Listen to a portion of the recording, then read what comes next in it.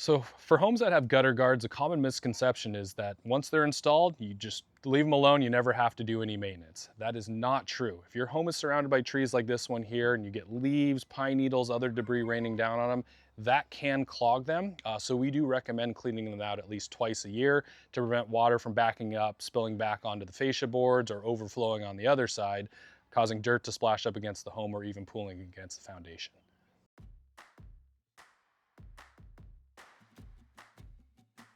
Hello, I'm Chris with Pacific Exteriors. Replacing your siding is a very costly home maintenance expense and should only be done one time in your life. Here are some tips and tricks to help maintain and maximize the longevity of your current siding. All right, to have your siding perform at its best, hiring the right contractor is what's most important. Manufacturers like James Hardie offer industry-leading warranties, but only to the best contractors.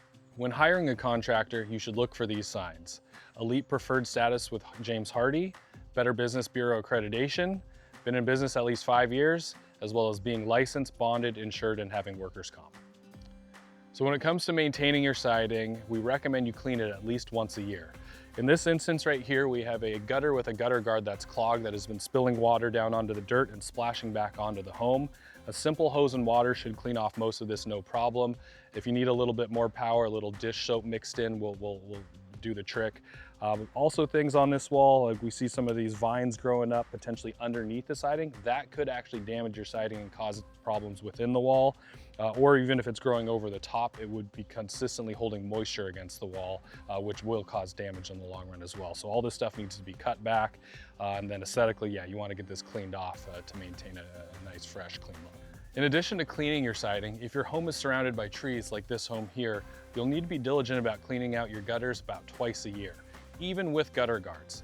Tree debris, leaves, pine needles, they can build up and get clogged even with a great micro mesh system like this, causing water to spill backwards over onto your fascia or overflowing on the other side, which will splash dirt up against your home or maybe even have some pooling around the foundation.